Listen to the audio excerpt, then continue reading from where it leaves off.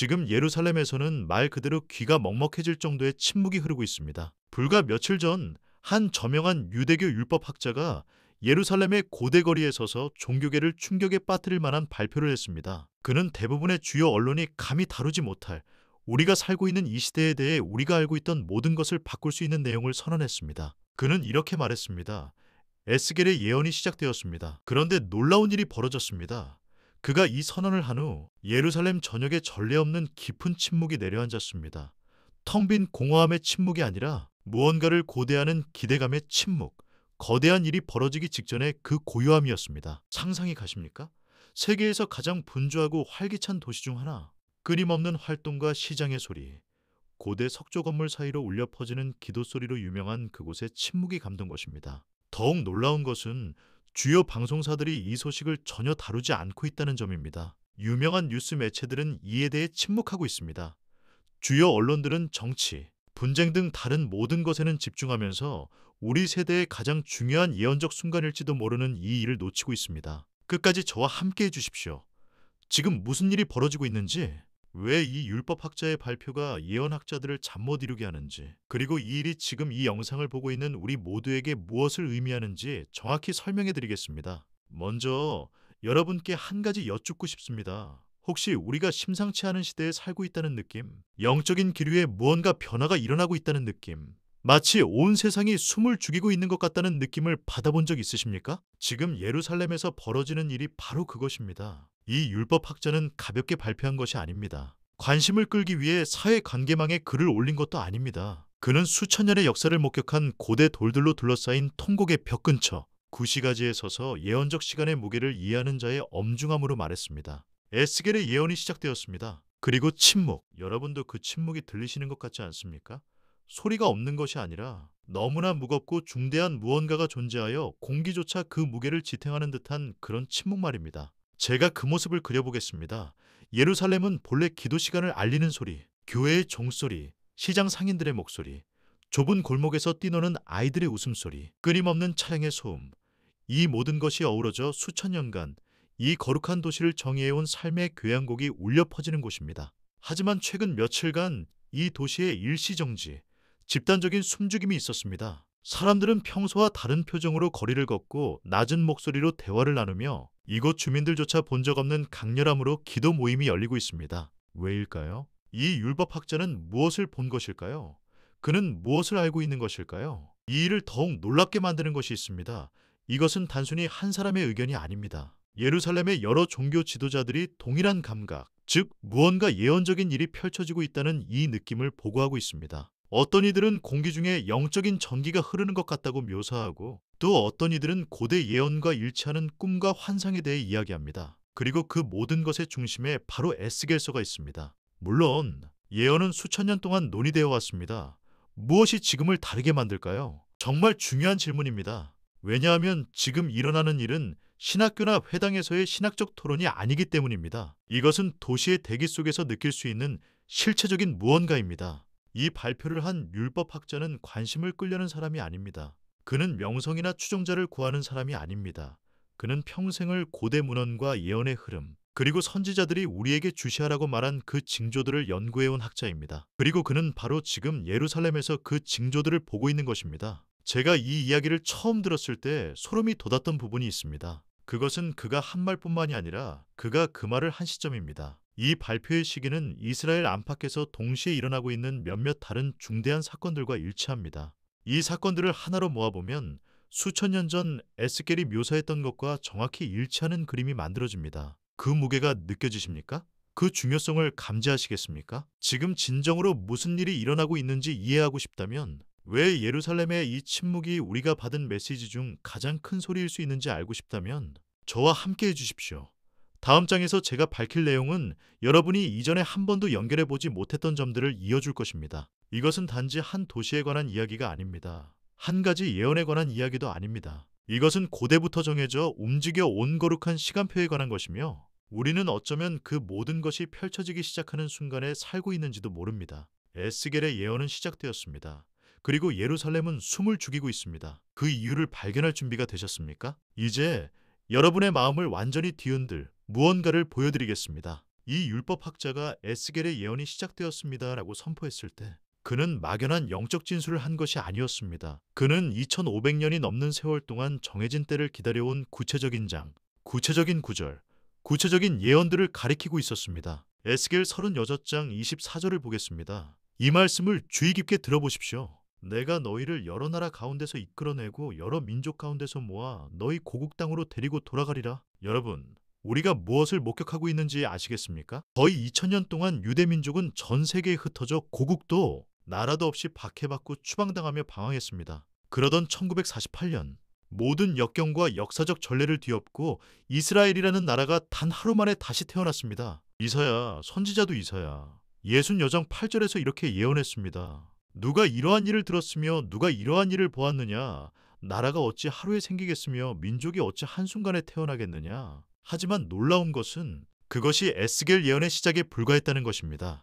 그것은 단지 첫 번째 단계였습니다. 에스겔 36장 35절은 계속됩니다. 사람들이 이르기를 이 땅이 황폐하더니 이제는 에덴 동산 같이 되었고 황량하고 적막하고 무너진 성읍들의 성벽과 주민이 있다 하리니 현대 이스라엘을 보셨습니까? 사막을 농지로 황무지를 포도원으로 바꾸고 황폐했던 땅을 세계에서 가장 기술적으로 진보한 나라 중 하나로 변화시킨 나라. 그들은 주변 나라에 식량을 수출하고 있습니다. 이 작은 땅이 정확히 에스겔이 말한 대로 피어나고 있습니다. 하지만 아직 끝나지 않았습니다. 에스겔은 훨씬 더 심오한 것을 묘사합니다. 37장. 그 유명한 마른 뼈 골짜기의 환상입니다. 에스겔은 죽은 마른 뼈로 가득 찬 골짜기를 봅니다. 하나님께서 그에게 물으십니다. 이 뼈들이 능히 살 수 있겠느냐? 그리고 하나님은 에스겔에게 뼈들을 향해 예언하라고 명하십니다. 그가 그렇게 하자 기적 같은 일이 일어납니다. 뼈들이 서로 연결되고 힘줄과 살이 생겨나며 가죽이 덮이고 마침내 생기가 들어가자 그들이 일어나 거대한 군대를 이룹니다. 하나님은 이 환상이 무엇을 의미하는지 설명하십니다. 에스겔 37장 11절에서 12절입니다. 인자야, 이 뼈들은 이스라엘 온 족속이라 그들이 이르기를 우리의 뼈들이 말랐고 우리의 소망이 없어졌으니 우리는 다 멸절되었다 하느니라. 그러므로 너는 예언하여 그들에게 이르기를 주 여호와께서 이같이 말씀하시기를 내 백성들아 내가 너희 무덤을 열고 너희로 거기에서 나오게 하고 이스라엘 땅으로 들어가게 하리라. 보이십니까? 이것은 부활에 대한 예언입니다. 죽은 것이나 다름없고 흩어져 소망이 사라졌던 한 민족이 한 국가로서 다시 살아나는 것에 대한 예언입니다. 그리고 여러분을 소름 돋게 할 부분이 있습니다. 에스겔 37장 21절입니다. 내가 이스라엘 자손을 그들이 간 여러 나라에서 이끌어내며 사방에서 모아 그 고국 땅으로 돌아가게 하고 그 땅 이스라엘 산에서 그들을 한 나라로 만들리니 이 일은 우리 눈앞에서 일어나고 있습니다. 에티오피아에서 러시아에서 유럽에서 전 세계에서 유대인들이 돌아오고 있습니다. 집으로 모이고 있습니다. 하지만 이것이 끝이 아닙니다. 37장 26절에서 28절은 마지막 단계를 묘사합니다. 내가 그들과 화평의 언약을 맺어 영원한 언약이 되게 하고 내가 내 성소를 그들 가운데 세워 영원히 이르게 하리니 내 처소가 그들 가운데 있을 것이며 나는 그들의 하나님이 되고 그들은 내 백성이 되리라. 내 성소가 영원토록 그들 가운데 있으리니 내가 이스라엘을 거룩하게 하는 여호와인 줄을 여러 나라가 알리라. 무슨 말씀인지 아시겠습니까? 하나님의 성소, 즉 성전이 그들 가운데 영원히 있다는 것입니다. 그리고 지금 예루살렘에서 일어나고 있는 일, 바로 이 율법학자가 일어서서 예언이 시작되었다고 선포하게 만든 일이 이것입니다. 성전 제사를 위한 제사장 훈련, 성전 기물 제작, 붉은 암송아지 사육, 성전산에 대한 건축 계획과 정치적 논의들, 이 모든 것이 동시에 일어나고 있으며 주후 70년 이후 존재하지 않았던 무언가를 향해 나아가고 있습니다. 하지만 더 있습니다. 그리고 이 부분에서 더욱 심오해집니다. 에스겔 38장과 39장은 마지막 날에 이스라엘을 대적할 거대한 국가연합을 묘사합니다. 38장 8절은 말합니다. 여러 날 후 곧 마지막 해에 내가 이스라엘의 오랫동안 황폐하였던 산에 이르리니 그들은 여러 민족에게서 끌려나와. 다시 읽어보십시오. 이스라엘이 여러 민족에게서 모여들었을 때 그들이 황폐했던 땅으로 돌아왔을 때 그것이 바로 우리 시대 바로 지금입니다. 그리고 에스겔이 언급한 나라들 마곡, 메섹, 두발, 바사, 구스, 붓, 고멜, 도갈마 이 고대의 이름들을 현대 지리에 대입해보면 여러분은 러시아, 이란, 터키, 북아프리카 일부 지역을 보게 됩니다. 바로 지금 에스겔의 예언과 놀라울 정도로 정확하게 일치하는 방식으로 동맹을 맺고 있는 그 국가들입니다. 이 모든 것이 어떻게 하나로 모이고 있는지 보이십니까? 이것은 고대 역사가 아닙니다. 단순한 종교적 상징도 아닙니다. 이것은 실시간으로 펼쳐지고 있는 구체적이고 검증 가능한 사건들입니다. 그리고 예루살렘의 그 침묵, 그것은 자신들이 예언 성취의 중심에 서 있음을 깨달은 도시의 침묵입니다. 만약 이 말씀이 여러분의 영혼에 울림을 준다면, 우리가 살고 있는 이 순간이 얼마나 비범한지 깨닫기 시작했다면, 저를 위해 좋아요 버튼을 눌러주십시오. 저를 위해서가 아니라 이 시대의 의미를 깨달아야 할 더 많은 사람에게 이 소식이 닿을 수 있도록 말입니다. 이것은 우리만 알고 있기에는 너무나 중요합니다. 다음 장에서 제가 보여드릴 내용은 이 고대 예언들이 어떻게 훨씬 더 중대한 무언가와 연결되는지, 이스라엘뿐만 아니라 지금 이 영상을 보는 모든 사람에게 어떤 영향을 미치는지 밝혀줄 것입니다. 조각들이 맞춰지고 있습니다. 예언은 펼쳐지고 있습니다. 그리고 우리는 그것을 목격하기 위해 이곳에 있습니다. 저와 함께 해주십시오. 이제 오늘날 세상에서 일어나는 모든 일을 바라보는 여러분의 관점을 바꿔놓을 무언가를 보여드리겠습니다. 에스겔의 예언은 홀로 존재하는 것이 아닙니다. 그것은 창세기부터 요한계시록까지 성경 전체를 관통하며 역사의 동일한 절정의 순간을 가리키는 거룩한 직물의 일부입니다. 그 연결고리를 보여드리겠습니다. 에스겔이 이스라엘의 재결합, 마른 뼈 골짜기가 살아나는 것, 하나님의 성소가 백성 가운데 세워지는 것을 예언했을 때, 그는 하나님께서 수천 년 전에 하신 약속을 되풀이한 것이었습니다. 창세기 12장 3절, 하나님께서 아브라함과 언약을 맺으실 대로 돌아가 보십시오. 너를 축복하는 자에게는 내가 복을 내리고 너를 저주하는 자에게는 내가 저주하리니 땅의 모든 족속이 너로 말미암아 복을 얻을 것이라. 신명기 30장 3절에서 5절로 가보겠습니다. 모세는 이렇게 예언했습니다. 내 하나님 여호와께서 너를 긍휼히 여기사 포로된 너를 다시 모으시되 내 조상들이 차지한 땅을 내가 다시 차지하게 하실 것이며, 패턴이 보이십니까? 동일한 약속, 동일한 예언이 다른 책, 다른 선지자, 다른 시대를 거쳐 반복됩니다. 왜일까요? 하나님께서는 우리에게 이 일들이 일어나기 시작할 때 그것이 우연이 아니라 정해진 계획임을 절대적으로 확신시키기 원하셨기 때문입니다. 그런데 여기서 더욱 강력해집니다. 예수님께서도 직접 이때에 대해 말씀하셨습니다. 누가복음 21장 24절입니다. 그들이 칼날에 죽임을 당하며 모든 이방 나라에 사로잡혀 가겠고 예루살렘은 이방인의 때가 차기까지 이방인들에게 짓밟히리라. 생각해 보십시오. 예루살렘이 이방인들에게 짓밟힌다. 얼마 동안입니까? 이방인의 때가 차기까지. 그러다 1967년 6.1 전쟁 때 무슨 일이 일어났습니까? 거의 2000년 만에 처음으로 예루살렘이 유대인의 통제 하에 돌아왔습니다. 이스라엘 군인들이 통곡의 벽에 서서 울었습니다.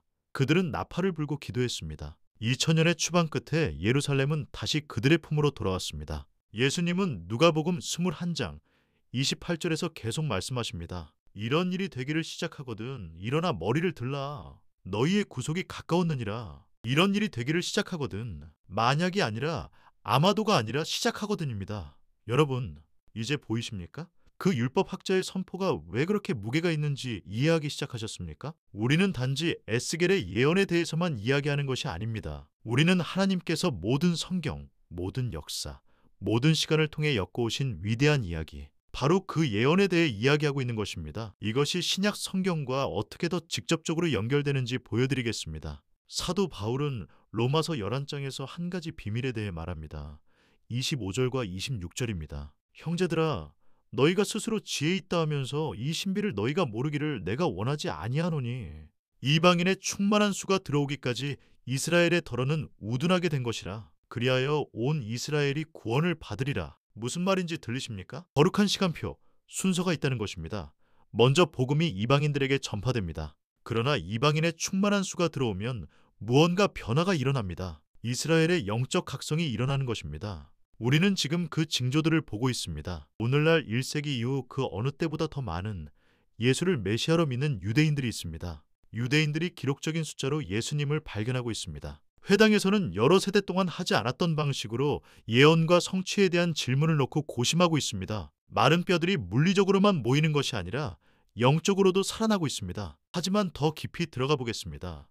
이것은 우리 각자에게 지극히 개인적인 일이 되기 때문입니다. 예수님께서는 그의 다시 오심에 앞서 있을 징조들에 대해 말씀하셨습니다. 마태복음 24장, 마가복음 13장, 누가복음 21장 모두 그의 예언적 담화를 기록하고 있습니다. 그는 전쟁과 전쟁의 소문, 곳곳의 지진, 기근, 거짓 선지자들, 복음이 모든 민족에게 전파되는 것, 그리고 결정적으로 예루살렘과 이스라엘에 관한 사건들에 대해 말씀하셨습니다. 그리고 그는 마태복음 20장 32절에서 33절에 이 핵심을 주셨습니다. 무화과 나무의 비유를 배우라. 그 가지가 연하여지고 잎사귀를 내면 여름이 가까운 줄을 아나니 이와 같이 너희도 이 모든 일을 보거든 그가 가까이 곧 문 앞에 이른 줄 알라. 성경 전체에서 이스라엘은 종종 무화과 나무로 표현됩니다. 예수님께서 무엇이라고 하셨습니까? 그 싹이 트고 잎사귀가 나는 것을 보거든 여름이 가까운 줄 알라고 하셨습니다. 여러분, 무화과 나무는 단지 싹을 틔우는 정도가 아니라 활짝 피어나고 있습니다. 생각해 보십시오. 이스라엘이 나라로 다시 태어났습니다. 예루살렘이 유대인의 통제하에 돌아왔습니다. 유대인들이 모든 나라에서 돌아오고 있습니다. 그 땅이 다시 꽃피우고 있습니다. 성전을 위한 준비가 지금 일어나고 있습니다. 에스겔이 묘사한 그대로의 국가연합이 우리 눈앞에서 펼쳐지고 있습니다. 우리는 더 이상 예언을 읽는 것이 아니라 예언 속에 살고 있습니다. 그리고 예루살렘의 그 침묵, 그것은 불확실함의 침묵이 아닙니다. 그것은 거룩한 기대감의 침묵입니다. 그것은 동트기 전의 침묵입니다. 그것은 신랑을 맞이하기 위해 준비하는 신부의 침묵입니다. 왜냐하면 이 모든 것이 가리키는 궁극적인 진실은 예수님께서 다시 오신다는 것이기 때문입니다. 이스라엘의 회복에 대한 모든 예언, 예루살렘에 대한 모든 환상, 하나님의 성소가 그의 백성 가운데 거하실 것이라는 모든 약속은 하나의 장엄한 사건, 즉 왕의 귀환으로 절정을 이룹니다. 요한계시록 21장 2절과 3절은 이렇게 묘사합니다. 또 내가 봄의 거룩한 성 새 예루살렘이 하나님께로부터 하늘에서 내려오니 그 준비한 것이 신부가 남편을 위하여 단장한 것 같더라. 내가 들으니 보좌에서 큰 음성이 나서 이르되 보라 하나님의 장막이 사람들과 함께 있음에 그가 그들과 함께 계시리니 에스겔이 내 처소가 그들 가운데 있을 것이며라고 말한 것을 기억하십니까? 그것은 같은 약속, 같은 소망, 같은 영광스러운 미래입니다. 그리고 우리는 인류 역사의 이 마지막 장을 위한 무대가 준비되는 것을 지켜보고 있습니다. 이제 여러분이 듣고 있는 이 말씀이 여러분의 영혼에 울리고 있다면, 우리가 살고 있는 이 순간의 무게와 중요성을 느끼고 있다면 댓글에 이렇게 써주십시오. 주 예수여 오시옵소서. 저를 위해서가 아니라 예, 저는 봅니다. 저는 이해합니다. 저는 지켜보고 있습니다. 저는 준비되었습니다. 라고 말하는 선언으로서 증거로서 써보십시오. 이것은 단순한 정보가 아니라 초대입니다. 하나님께서는 우리가 다가오는 일에 대해 깨어있고 인식하고 준비되도록 우리를 초대하고 계십니다. 예언은 시작되었습니다. 조각들은 제자리에 놓였습니다. 시간은 흐르고 있습니다. 그리고 우리가 이 지식을 가지고 무엇을 하는지, 이 순간에 어떻게 반응하는지가 중요합니다. 마지막 장까지 저와 함께해 주십시오. 이것이 여러분의 삶, 여러분의 가족, 여러분의 미래에 정확히 무엇을 의미하는지 보여드리겠습니다. 가장 중요한 부분이 다음에 이어집니다. 이제 이 이야기를 바로 여러분이 계신 곳으로 가져오겠습니다. 여러분은 지금 세계 어느 곳에서든 이 영상을 보고 계실 수 있습니다. 그리고 이렇게 생각하실 겁니다. 예루살렘에서 비범한 일이 일어나고 있다는 것은 알겠습니다. 예언들이 어떻게 맞아떨어지고 있는지도 알겠습니다. 하지만 이것이 나와 내 삶, 내 가족에게 무슨 의미가 있습니까? 그것은 정말로 올바른 질문이며 여기 모든 것을 바꿀 대답이 있습니다. 이것은 단지 예루살렘에 관한 이야기가 아닙니다. 예루살렘은 시계입니다. 예루살렘은 표지판입니다. 하지만 그 메시지는 온 세상을 향한 것입니다. 예수님은 마태복음 24장 14절에서 말씀하셨습니다. 이 천국 복음이 모든 민족에게 증언되기 위하여 온 세상에 전파되리니 그제야 끝이 오리라. 인류 역사상 처음으로 우리가 문자 그대로 모든 민족에게 복음을 전할 수 있는 기술과 번역, 능력을 갖게 되었다는 것을 알고 계십니까? 성경은 수천 개의 언어로 번역되었고 통신망은 우리를 가장 외딴 마을과도 연결해 줍니다. 우리는 우리 세대에 이 예언을 성취할 수 있습니다. 이것이 여러분 개인에게 의미하는 바는 이렇습니다. 만약 우리가 정말로 에스겔이 예언한 시대에 살고 있다면, 만약 우리가 하나님의 예언적 그림의 마지막 조각들이 맞춰지는 것을 목격하고 있다면 우리 삶의 방식에 대해 대부분의 사람들이 파악하지 못하는 긴급함이 있어야 합니다. 바울은 로마서 13장 11절에서 이렇게 말했습니다. 또한 너희가 이 시기를 알거니와 자다가 깰 때가 벌써 되었으니 이는 이제 우리의 구원이 처음 믿을 때보다 가까웠습니다. 자다가 깰 때가 벌써 되었으니, 여러분, 제가 직접 묻겠습니다. 여러분은 이 시대를 이해하는 사람처럼 살고 계십니까? 여러분은 영원한 관점을 가지고 살고 계십니까? 다른 모든 것이 사라질 때에도 가치가 있을 것들에 여러분의 삶을 투자하고 계십니까? 예루살렘의 그 침묵이 진정으로 의미하는 바는 이것입니다. 그것은 준비의 침묵입니다. 그것은 사람들이 준비를 갖추는 침묵입니다. 그것은 일시적인 것은 사라지고 영원한 것이 다가오고 있음을 이해하는 자들의 침묵입니다. 그리고 우리는 스스로에게 물어야 합니다. 나는 준비되었는가? 예수님은 신랑을 기다리는 열 처녀의 비유를 말씀하셨습니다. 다섯은 지혜로워 등불과 함께 여분의 기름을 준비했고 다섯은 어리석어 준비하지 못했습니다. 한밤중에 신랑이 왔을 때 어리석은 처녀들은 준비되지 않았고 문은 닫혔습니다. 예수님은 이 비유를 마태복음 25장 13절에 이 엄숙한 말씀으로 결론 지으셨습니다. 그런즉 깨어 있으라 너희는 그날과 그 시를 알지 못하느니라. 깨어 있으십시오. 준비하십시오. 준비되지 않은 채 발견되지 마십시오. 그렇다면 실제적으로 어떻게 하는 것일까요? 첫째, 하나님과의 관계가 진짜인지 확인하는 것입니다. 단지 종교적인 것이 아니라 형식만 따르는 것이 아니라 문화적 신앙이나 전통이 아니라 예수 그리스도와의 진실되고 살아있는 관계 말입니다. 여러분의 삶을 그분께 드리셨습니까? 여러분의 죄를 위한 그분의 희생을 받아들이셨습니까? 그분을 단지 구원자뿐만 아니라 주인으로 삼으셨습니까? 요한일서 2장 28절은 말합니다. 자녀들아, 이제 그의 안에 거하라. 이는 주께서 나타내신 바 되면 그가 강림하실 때에 우리로 담대함을 얻어 그 앞에서 부끄럽지 않게 하려 함이라. 그의 안에 거하십시오. 연결되어 있으십시오. 표류하지 마십시오. 냉담해지지 마십시오. 이 세상의 염려가 여러분의 영적 생명을 질식시키게 두지 마십시오. 둘째, 목적을 가지고 사는 것입니다. 매일이 선물임을, 모든 대화가 기회임을, 모든 관계가 하나님의 사랑을 반영하고 그의 진리를 나눌 기회임을 이해하는 것입니다. 생각해 보십시오. 만약 그 율법학자의 말이 맞다면, 만약 에스겔의 예언이 진정으로 시작되었다면 우리는 사소한 일, 무의미한 오락, 끝없는 화면 넘기기, 아무데도 이르지 못할 이기적인 야망에 낭비할 시간이 없습니다. 우리는 우리 아버지의 일, 즉 사람들을 사랑하고 다른 이들을 섬기며 우리가 가진 소망을 나누고 어두워지는 세상에서 빛이 되는 일에 힘써야 합니다. 셋째, 깨어 기도하는 것입니다. 예수님께서 우리에게 명하신 것입니다. 두려움 속에 사는 것이 아니라 날짜와 시간에 집착하는 것이 아니라 인식하고 영적으로 깨어 있으며 준비되어 있는 것입니다. 누가복음 21장 36절은 예수님의 말씀을 기록합니다. 이러므로 너희는 장차 올 이 모든 일을 능히 피하고 인자 앞에 서도록 항상 기도하며 깨어 있으라. 항상 깨어 있으십시오. 가끔이 아니라 편리할 때만이 아니라 항상. 그리고 마지막으로 두려움이 아닌 소망을 가지고 사는 것입니다. 이 예언들이 어려운 시기, 환난, 시험에 대해 말하는 동시에 예수님께 속한 자들에게는 영광스러운 무언가를 약속하기 때문입니다. 데살로니가전서 4장 16절에서 17절은 이 아름다운 그림을 그립니다. 주께서 호령과 천사장의 소리와 하나님의 나팔 소리로 친히 하늘로부터 강림하시리니 그리스도 안에서 죽은 자들이 먼저 일어나고 그 후에 우리 살아남은 자들도 그들과 함께 구름 속으로 끌어올려 공중에서 주를 영접하게 하시리니 그리하여 우리가 항상 주와 함께 있으리라. 우리가 항상 주와 함께 있을 것입니다. 그것은 두려워할 일이 아니라 간절히 바랄 일입니다.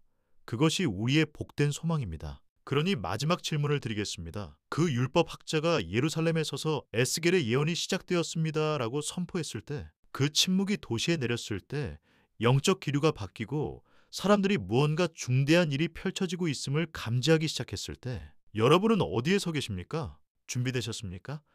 여러분의 삶은 영혼에 맞춰져 있습니까? 예수님께서 다시 오신다고 믿는 사람처럼 살고 계십니까? 아니면 여전히 하나님과 밀고 당기기를 하며 해야 할 일을 미루고 세상의 시간이 전부인 것처럼 살고 계십니까? 진실은 이것입니다. 우리에게 얼마나 많은 시간이 남았는지 모릅니다. 언제 마지막 나팔이 울릴지 모릅니다. 언제 문이 닫힐지 모릅니다. 우리가 아는 것은 징조들이 우리 주변에 있다는 것입니다. 예언들이 펼쳐지고 있습니다. 시계는 똑딱거리고 있습니다. 그리고 하나님께서는 그의 자비하심으로 우리에게 이 순간, 이 기회, 우리가 준비되었는지 확인할 이 기회를 주고 계십니다. 이 기회를 낭비하지 마십시오. 만약 아직 하지 않으셨다면 지금 바로 저와 함께 해주십시오. 더 많은 영상을 위해서가 아니라 이 마지막 때에 하나님께서 행하시는 일들에 대해 계속 정보를 얻고 깨어있고 연결되어 있어야 하기 때문입니다. 매주 저는 주요 언론에서는 찾을 수 없는 계시와 통찰력, 예언적 이해를 가지고 여러분을 찾아뵙겠습니다. 알림을 켜고 다음 내용을 놓치지 마십시오. 하지만 제 방송에 함께하는 것보다 더 중요한 것은 당신이 하나님의 나라에 속해 있는지 확인하는 것입니다. 당신의 이름이 어린 양의 생명책에 기록되어 있는지 확인하십시오. 예수님께서 오실 때 그분을 만날 준비가 되었는지 확인하십시오. 에스겔의 예언은 시작되었습니다. 예루살렘의 침묵은 그 어떤 외침보다 더 크게 말하고 있습니다. 징조들은 부인할 수 없습니다. 시간은 짧습니다. 문제는 하나님의 계획이 펼쳐지고 있느냐가 아닙니다. 문제는 당신이 그 계획의 일부인가 하는 것입니다. 오늘 결정하십시오. 아직 하지 않았다면 당신의 삶을 예수님께 드리십시오. 만약 멀어졌다면 당신의 마음을 다시 드리십시오. 매일 모든 것이 변할 수 있는 그날처럼 사십시오. 왜냐하면 그날은 대부분의 사람이 생각하는 것보다 더 빨리 오고 있기 때문입니다. 준비되셨습니까? 예언은 시작되었습니다. 왕이 오고 계십니다. 그리고 준비할 시간은 바로 지금입니다.